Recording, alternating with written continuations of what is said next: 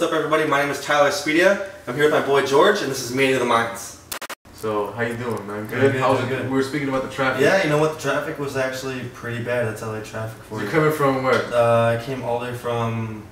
Where was I? I think Inglewood, because I had to get my tires done. So. Oh, Inglewood. Yeah, it takes care of some business. Yeah, watch out a little bit, bro. They got the Roscoe chicken and waffles out there, though. Do you know what? I've never had actually the chicken and waffles. What? I've heard what? things about it. Damn, bro. David is not a good friend, bro. You've been knowing him that long. Not only takes David everywhere, he doesn't take me anywhere. I actually saw that, but really quick, man. Basically, one of the reasons I brought you down, me seeing you making some moves in the business side. Exactly. I kind of want to see how old are you and where are you from right now? 21. I'm from Chicago, Illinois. Chicago, Illinois. We got to Los Angeles like 3 years ago. What would you say? You know, someone who's listening right now doesn't know you. Like, what would you say you're doing right now? How would you describe your career choice? Is that the right word? Application? How would I describe where I came to? Or no, like based on what do you do like right now? Like what do you like do right now in business? Trade stocks, partner in some businesses, help other influencers, help other business owners, drive traffic, create course sales, create sales online. I do like a bunch of different things. Have you been doing the stock trading a long time? Well, like three to 4 years. 3 to 4 years. 3 to 4 years. Yeah, because I want to talk about that because I know a lot of people listening are kind of like on that wave a little bit. Okay. Are you now? I'm not really too familiar with it, but I know some of the terms. Are you doing forex? Is that like something that is? Well, I'm pretty well diversified when it comes to my portfolio. I don't like to just stick to one thing, so I'll trade forex, stocks, and commodities. Like my top 3 things I'll trade. What is forex for someone who doesn't know forex? Forex basically you're trading global currency. So let's say your U.S. dollar, British pound. You're basically trading one currency against another, and you're profiting from it. Okay. And you're just trading stocks. You're just basically buying and selling stocks based off of company performance. You think it's gonna go up or you think it's gonna go down. Okay. Is that something that you're like? Is that one of your main tools or main vehicles? I would say, or is that something that you're like? It's one of my main vehicles. Okay. It's the main thing I do. Real quick, man. For a lot of people listening, how did you get it? Like growing up, did you always be involved in business or? You know what? That's actually a really good question. I bet you a lot of people can actually probably relate to the way I grew up. So I didn't come from a rich family. I came from a middle-income family. Both my mom and dad worked regular jobs. Then 2008, 2009 came around, but you know they had really good salaries as well. 2008, 2009 collapse came around. Everybody lost their homes. Everybody got rid of their jobs. A lot of big businesses moved a lot of the work overseas. And so when that happened, I was, you know, I'd say like 12 or 13 at the time, and I remember, you know, things being good and great. We'd go to Disneyland, we'd go everywhere, all 4 seasons we have a vacation. And the next thing you know, I remember it going to, okay, we don't have money for this. We don't have money for that.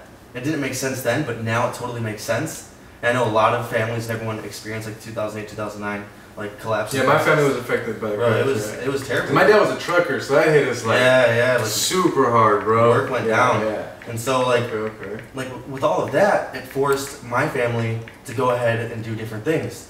So my mom, my stepdad came into the picture on that time. I think I was like 14, 15 at the time. They went, you know, there was no work, there was nowhere to go get work, so they had to do what they knew. My stepdad being really big in finance, and he also owned some restaurants in Chicago as well, like 2 bars in downtown Chicago years ago. Like I think like the 90s, so I haven't asked so many questions about it, but they were really successful bars. And he took that knowledge, and my mom had money left over from that, and they went and opened up their first wine lounge. It's a martini lounge or wine lounge, one of the two. And so this is in Chicago? This is in Illinois, yeah. Oh, Illinois. This is in Illinois. So like the way I was raised was like working class to, okay, now everyone's stepped up and everyone's got businesses just because of the way the economy and everything's moving around. So like with all that, of course they needed help. You know, I'd help them with like kitchen stuff, with like, you know, just the basic things in the restaurant, like 15 years old to like 16 years old, stuff like that. So like I kind of like stayed really close to them, because then went from not having money to having money because the restaurants took off. So knowing what it's like on both sides, like the left side and the right side of the fence, and seeing my parents, seeing the way they were doing things, I took a lot of business skills from all of that. So I was like kind of like forced into like the entrepreneurship. I was gonna say, in high school, were you getting like good grades or? You know what? That's a really good question actually, and I take a lot of pride in being a D&C student. I was so stupid. Like math, it took me till senior year to learn how to solve for X. And a lot of people are going to laugh when they hear that. But I'm 23, I still don't even know how to do that. I didn't even know how to do long division or long multiplication until senior year. But this is the last quarter of senior year. I didn't even know how to do long division, long multiplication. But I can count money. I just couldn't do anything else. Okay. So like basically throughout high school, you were always working through the restaurant. Yeah, throughout high school I worked at the restaurant. That's dope. I actually always liked that. I was reading books. Like I always like the kids who like stay close to the family business. They always get those skills. That's dope. After high school, did you have any big plans? College or anything? You know what? That's a really good question. I graduated early. So I graduated, what year did I graduate? I think like 2015, or it was 2015 or 2014. I think I graduated in January 2nd or December 28th. It's felt like forever, just from like where I've been to like now. So I graduated earlier than most people. Everybody graduates like, I think like March or May, and then they have their graduation ceremony like August, or like June or something like that. So I graduated really early.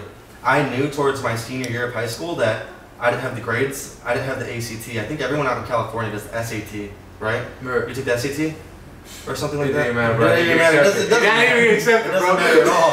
So I remember I took the ACT, which probably a lot of people here are from California. So it is the SAT. Yeah, so the SAT. So let's say this. The maximum score for the ACT is 36. Yeah. Average is 20 to 21. I scored a 13 on my ACT. Oh, okay. But the thing is, I didn't care because we were actually going out to eat. I forgot what the restaurant was, and I wasn't really focused on, the quiz. I had a girlfriend back in the time, so we were going out to eat. So I just dotted C through like a 6-hour like test. Got done in an hour.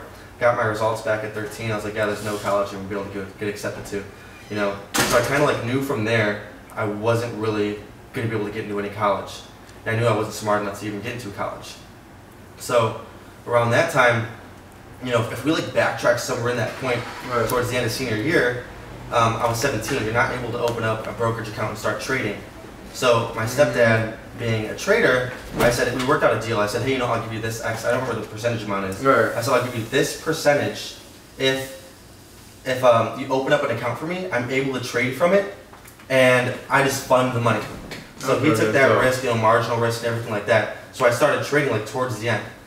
So with me graduating and everything like that, I came from a small town with like 13,000 people. Super small. Nobody ever leaves the nest. People pretty much stay with their parents. What's the name of the town? Antioch, Illinois. Man, that's the first time I heard that. Wait, say it again? Antioch, Illinois. I don't know. I can't even say with enthusiasm. Antioch. Illinois. Illinois? Yes, Antioch. That sounds crazy, bro. Dude, it's like a little country farm town, I guess you can say. Very small town. Right. Okay. Small town. Dang, man. So, were you still working at the restaurant during that time? No, I wasn't. So full-time trading? Full-time trading. Damn, Full-time bro. trading. I mean, I had a little bit of things here and there what I was doing. One thing that I like doing was I have a thing for retro game consoles, like NES, Super Nintendo, like GameCubes and whatnot. Like I remember going on Facebook and I'd be finessing everybody. They'd be selling Super Nintendos at like $100. I'd get it for like $20, or Game Boy Colors and whatnot. And then I would like clean them up and everything, and I would like resell them for like 80% profits. So like I would buy like three Game Boy Colors for $10. You can resell all these for like 60 to 80 depending on how good the condition are. But of course I was like including games and everything with that. We're also making like a couple $1,000s a week just doing that. Like that was like full time, bro. Like reselling and reselling. Were you doing this through online? What do you mean? Like selling on websites or? No, I did all through person. So like there was like apps. There's like different apps, OfferUp and stuff like that. I would do a lot of stuff, and people like there's a high demand for like retro game consoles. I'm actually people surprised really how, like that stuff. Yeah, I'm actually surprised how well LetGo and OfferUp works too. Like they work great. Yeah. I even saw some like dumb shit. Yeah. And it has a demand. There's a demand for dumb shit. There is. On those websites, bro. It's like it sounds ridiculous, but I saw some ridiculous stuff like some beat up Adidas shoes. They all sold, maybe because I'm in this, pawn book, but it is what it is. But all right, man, that's dope. So look, man, first, like, basically one of my big questions when I'm getting at it is like, where'd you get like the education to do this? I mean, was it from your stepdad always? My stepdad, internet, like stock trading? Yeah. I mean, any of that type of information. Because normal people around your age probably don't have any type of influence on that. The school's not going to teach them that, so we aren't in the high school. Oh, definitely not. I still need to know how to write a check. How are you learning that? So I'm going to tell you my way, and I'm going to tell you what I think everyone else should do. So they go from A to C, skipping through B, so they don't take the long way. Okay. So the way I learned was, so when I first started the account, I have a YouTube video on it as well, on how I lost the money. I had a really good run, and I researched some videos on YouTube. You know, I was really big on Facebook, like looking for mentors on Facebook. Everybody has to have a mentor. I remember this Indian guy hit me up once. He was from India, and he told me, "Hey, I'll teach you how to trade stocks. I'll teach you how to trade forex." You know, but like that time my stepdad was teaching me everything and whatnot, like longer term trading. Dope. So I was trading commodities and stocks before I even traded forex. He introduced me to forex. I think his name was like Bhagban Rajul or something like that. And I Western Unioned him like $500 US to India. You didn't feel like that was gonna be a scam? You know what? That's a really good question. I didn't at the point. I did, but then again I didn't care. Right. You know what I mean? Yeah. Because you win some and you lose some when it comes to investing. You know? Yeah. And so I was like, this money's already lost. It's not real. So was it real? Oh, it was real. Okay, never mind. This guy from India. Worked out. This guy from India introduced me to currencies, and we would do one-on-one sessions almost every single night. Now, of course, like many traders, when you first start trading, you think you're going to get rich quick, you think you're going to make all this money. So we were trading one night on Euro dollar, and Euro USD, Euro dollar, and I think I made like $180 in 2 minutes with him. And like from there, like struck my you know, the thing was, I was so focused on making so much money that what he was teaching me, I wasn't really retaining until after I lost my money.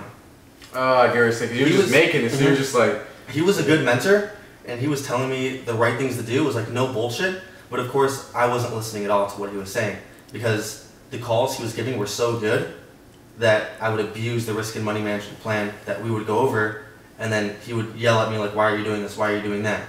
And then eventually, we just like cut ways, you know, later on, like it's like, I don't remember, like 3-4 months later on. But I started with him, and then... Around how old were you when you started around? Mid-18s. Okay. Mid-18s, but I was in California at the time. So when did you move out here then? So I graduated high school like late December, early January, one of those 2 months. And then right when that happened, I said, you know what? There's nothing much for me to do in a small town. There's like no motivation, no drive at all. I need to go to a city that's going to put me on my back and always put me on my heels. Okay, that's good. That's good. So I like that. I was thinking, okay, gotta get out of that small town. You know what? And it's crazy because I was thinking, I don't know anybody here. This is just impulse. I'm just going to go, and I don't even care what happens. I didn't have anything lined up when I first got here. So, you know, going to like LA, I was like thinking Miami or LA. You know, Miami's kind of smaller than LA, but LA is like the town where you either make it or you break it. Many people come here from all over the place. So you had your eyesights on either Miami or LA, you just knew you... I chose LA because it was tough. Okay. Like, I want competition, and you know what? I was totally fine coming out to LA, and if I lost everything, totally fine. I did not care, because I was, you know, 18. Right. I'd rather lose, take lessons, risk, learn from it, and then, you know, come back again and again and again if I needed to. You know, if I never took risks and I never put myself in, you know, the situation that I put people in your myself town were hating on it? I mean, did you tell them? Oh, dude, everyone hates on someone who's living in Los Angeles. You live in a town where, you know, how do I explain it? Nothing's big, nothing's luxury at all, nothing's like nice. So when they see you out in different towns, everybody's just hating on you. Damn, man, that's dope, man, that you came out here. So you came out here on your own? You didn't have family out here? Didn't know anybody. You know, funny thing was I even left my phone back in Illinois on accident on the way here. So it was hell, bro. It was terrible. So you didn't really, you couldn't have like contact anyone? And no, I had to go buy a new phone. So okay, so when you got here, you just went into full blown into the trading? Well, I was still trading. Did you have an apartment out here? So, no, I didn't have anything like that. So I knew. You lived on the freeways out here? You were doing You know what? I was close, but I wasn't. If that makes sense. It happens out here, bro. So how it happened was when I came out here, I didn't take a plane because I didn't want 3 hours it's like 3 hour flight from Illinois to Cali. Okay, I didn't want 3 hours to strategize and plan. So I wanted 2 full days to plan. So what I did was I took an Amtrak because it took 46 hours, and during that whole 46 hours, I would have a whole like strategy and everything. Okay. So I sat there and had a plan, but the first 18, 20 hours of it, I actually got food poisoning from McDonald's. So I really only got the plan for like a day. So when I got here, I had nowhere to go. I was like, you know what? Maybe sleep on a park bench, or maybe, you know, being homeless until, you know, I figure out the system on how to rent, because I didn't know how to do that. I didn't know the websites, I didn't know anything. I was like, you know, if that's what it means to be able to reach a certain level of success, then that's what has to happen. Not a lot of people are okay doing that, especially if they know they're totally fine in their parents' house with, you know, they could probably ask for $20 to go eat. They always have food. They always have air conditioning. They can always get whatever the hell they want with their parents. And I knew I was giving up all of that. So when I first stepping out of your comfort zone. Yeah. I remember making a Facebook post about it. Actually, the comfort zone. Never looked back on it. But when I first got here, I went to the police station for help because you know, I didn't know what I was doing. And so someone was there. He owned an apartment complex, and he overheard me. I don't know why the apartment owner of the complex was in the police station. Right. Never asked. But he told me, hey, you know what? I have an apartment complex. You know, I had to think like, you know what? There's this guy could be trying to kill me, steal me, or whatever he's trying to do. I was like, you know what? I don't have any other choice. So he told me, you know what? You can stay here. Just pay me this rent whenever. What? And like I was good. And that was my first 2 hours in LA. That's a nice guy in LA, bro. There's a lot of douchebags out here. Yeah, I was, dude. Am I right? Am I right? Come on. You don't get that small town love though, bro. Small town love, everybody says hello, they open the door for you, hey, how you doing? You don't in Cali, bro. You don't at all. Everyone just has shades on. But the thing was, I come to realize that it's funny that you say that. That's dope though, bro. It's funny that you say that. I never say this because it sounds really weird. Say it. Because you said no one ever gets love like that. The guy was gay. So he was just trying to get you. So he was probably just trying to do something, but he never did anything. Doesn't matter. At least you got an apartment. Exactly. That's all that matters. It's kind of like he probably wanted something, but I didn't give him anything. So who won? You know. And you were 18 at this time. 18 at the time. So okay. So how'd you get started up? So you're in the apartment. You just imagine you don't got the Wi-Fi yet, right? You need the Wi-Fi to start trading. I had to do all of that stuff. I went to Starbucks for a while. I struggled. Did you have to work any odd jobs at the time? You know what I did? Because the way I did my portfolio, I was already in that longer term investment mind. Okay. I knew that with my account balance, it wasn't possible to be able to keep on making consistent big profits to be able to pay for, you know, my utilities and my lifestyle. So I had to. So I did that in order to pay rent and everything like that because, you know, LA is expensive. It's expensive living in LA. Like super expensive. And this was in downtown LA. This wasn't like, you know, down here or anything like that, where it's maybe a little cheaper. I don't know. I could be wrong. But I remember my first job ever in LA. I think it was my first week here, because you know the older people that told me to get a job and everything like that. I fucking hated working. But my first job was at GNC in Santa Monica. I think at the 3rd Street Promenade. I can see that. 3rd Street Promenade. I can see him working at GNC. And so when I got there, you know, the way my parents were paying me and everything like that, it was different. I didn't know. I didn't even realize what my first check would be, or like get an idea of what it was. You know. So I didn't realize that it was part time. It said 20 hours, but you're getting taxed. Yeah, exactly. California tax is terrible. Yeah. So I remember I was there, and they had me like adjustment. They had me like putting stuff on the shelves, doing, you know, all that other bullshit, the other stuff that they make you do. I was like, you know what? My worth is nowhere near what I should be doing this. You know, and so I remember one day, I said, I don't want to work here anymore. I literally just walked out. It's like, bro, I don't want to work here anymore. I'm out. Like that. Because you knew you weren't coming back. So no, I knew I was never coming back, you know? Yeah. I was like, you know what? If I got to do what I have to do to be able to survive in LA, then I got to do what I have to do to survive in LA. So, without taking any of the money out from my investing account, there were points where, you know, I had to have help from my family. So, I remember one time my dad was very supportive. He would help me on a lot of stuff. Like, he would help me on a lot of stuff that I would do. Maybe for like the first like 3 months, because it took me like 3 months to get situated actually in LA. Yeah, in LA. It's okay. Yeah. So right now, kind of fast forward. What projects are you working on? What do you mainly like to focus on? Or you know what? That's a really good question. I'm partnering with some other businesses. I'm gonna start some more businesses as well. I'm working on some different automated businesses with some other people. Like automating? What do you mean? Like follow? How do I explain it? Well, I have other people working for me. So, for example, someone did my tires and someone did my rims. I was like, bro, I know how to build an Instagram account for a business like this. You just work for me, I'll pay you whatever, everything you do, all the work, I'll find all the clients. Like stuff like that. So I have people doing everything for me without me having to do with it. Other than grow the business and be in that part. To kind of like expand their own Exactly. And I was like, you know what, if I grow it really big and I don't even want to do this anymore, I'll just give you full control of the business. stuff like that. Okay. Real estate as well. I have a property in PV that I rent out. I'm working on a lot of different real estate in Mexico. PV is in Pacific Beach? Puerto Vallarta, in Mexico. Okay. Working on a lot of different real estate and different. See, I've never been to Cancun. I've never been to. What's another one that's out there? Acapulco, but I don't want to go there. Like Cancun. Yeah, I can say Acapulco is not like not the vacation spot it used to be. Okay. Wherever a lot of people from the UK, US, Canada go, they all got the money. They're retired people. So if you go get a cheap property in Mexico in a really nice area, I mean it's nice property and it's cheap, you can just rent it out to these, tourists. Well, tourists, older people who retire in Mexico and stay there from 6 months at a time. And you can charge them double because they don't care. They got so much money they don't care. Okay. So we're going to different things. How'd you get into real estate? Is that like something later on? You know what? Real estate. It seems like you went through the stock trade stuff. Yeah, and it was like before all you got different into stuff. So the way I got into real estate was I actually got my first place, and I've been to PV. My first time going to PV, I think it was like 2016 or so. It's 2018 now, like mid 2016, like March or April. And while I was there, like this place is perfect. I was like focused on the demographics and stuff. I wasn't really focused on like the tourist things. I was focusing on like how can I make money in PV, because this is like the safest place in Mexico. All the tourists come here.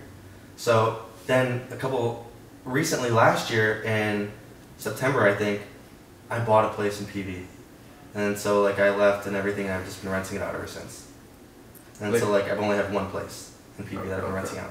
And I rent out this Canadian couple. Did you have to, how does that work? Do you have to meet like a broker from Mexico who like kind of helps you find properties out there, or? You can do that, but I don't want to share all my tips over this. Okay. We won't get into that. What's this thing you're doing with like courses and stuff? So I've seen that on your Instagram. So a lot of people, I help people make courses. One of my top guys is Zach Tholen. We actually grew up in the same town together. Zach Tholen knows how to do Amazon drop shipping. So when I first moved out when I came out to California, well, I didn't first come to California. I came into California, I was on vacation, I came back. I realized that Zach Tholen was out here in Oceanside. And so I was like, bro, I didn't know you were out here. Me and him, he's my brother's best friend, but he's a family best friend as well. Me and him just never had a friendship like that. So when I came out here, I was like, bro, what do you do? What are you doing out in Oceanside? He's like, oh, I do drop shipping.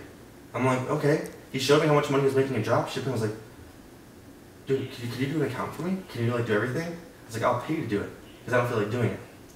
And then he didn't want to do that, whatever. I don't blame him.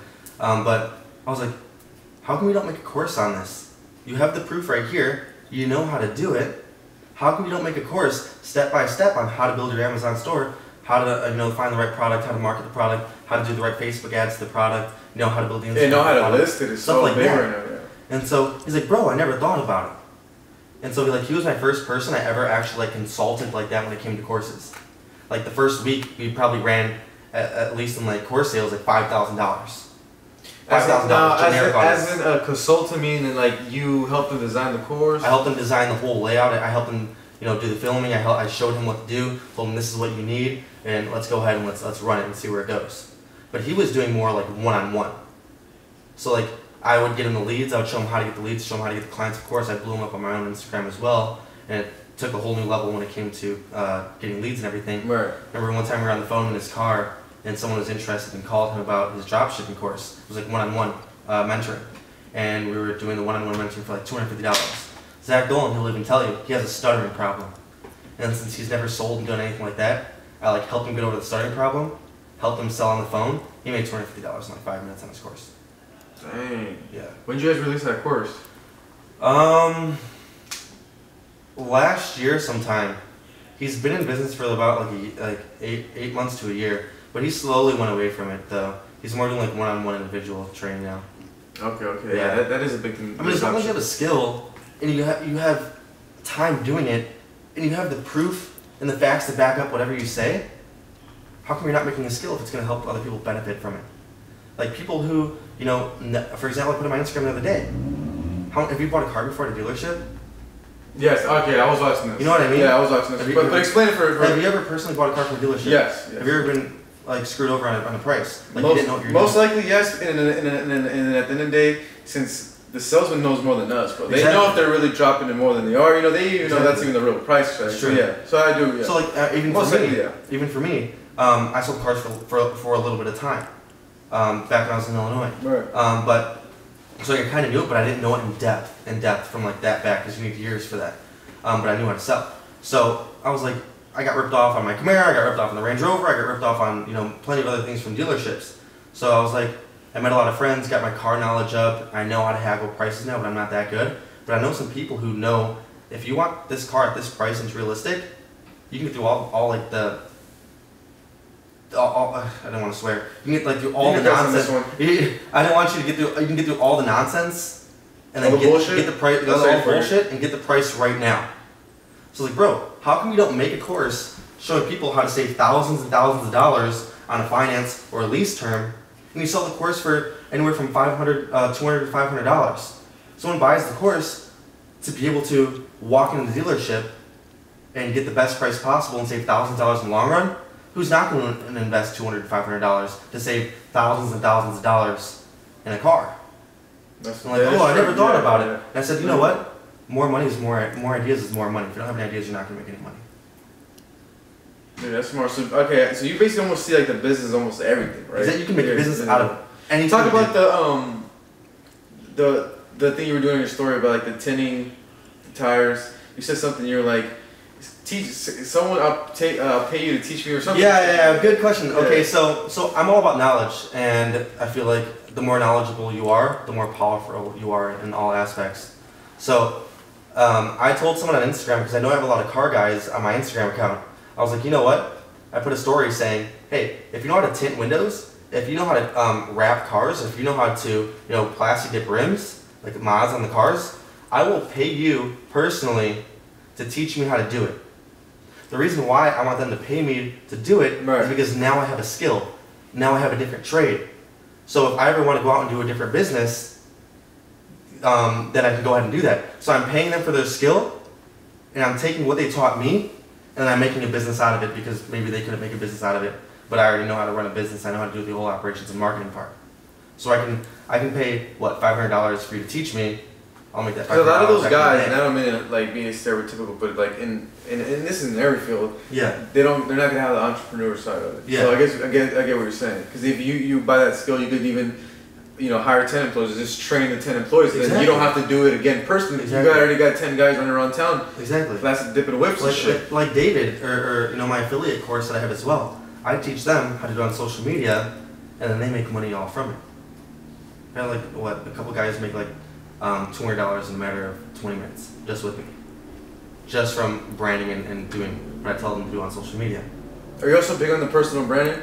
Personal branding side, of course. If you're not transparent, you don't build that trust.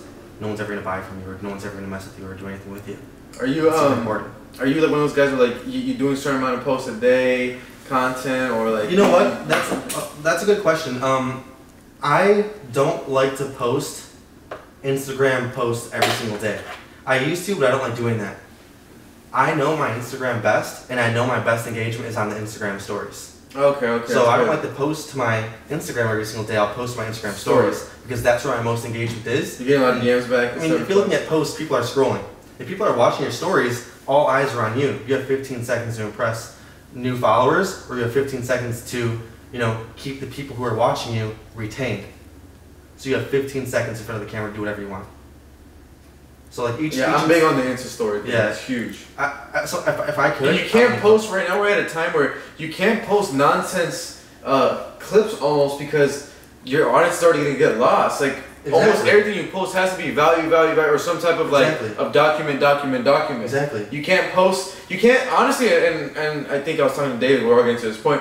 You can't post the Cheers beers anymore. Yeah, no one cares. That shit's done, bro. No one cares. You can't do it anymore. Straight. You can't. Not for serious people. I'm telling you, like me. I'm at that point where like it's getting to that point. You can't because it has to be everything document creating or giving someone value to keep getting that followership. But you get what I'm saying. You can't have like a whole story of you getting wasted the whole night and then just not getting. Nobody cares. And the funny thing is, I see all these people posting their Instagram, their Snapchat, things that aren't making you any money. If you're on your Instagram, Facebook, Snapchat, almost all day. It's your channel too. It's like when you post on your story, everyone's tuned into your channel. That's so you have, like you said, 50 seconds to impress. I like that quote. You have 50 seconds to impress or 50 seconds to lose them. Exactly. So it's crazy. If you're on your phone all the time and you're not using it to build your presence or your brand or your name, or make money from it, you're just wasting all your time on social media. You're big on, you like Facebook? I used to do it, but I haven't posted recently. I don't like Facebook. A lot of traders like Facebook. They do like Facebook. Facebook is a place where everyone argues and everyone likes to fight back with each other. So Facebook isn't really that my kind of place. I don't. Facebook is like a political battle. It's like a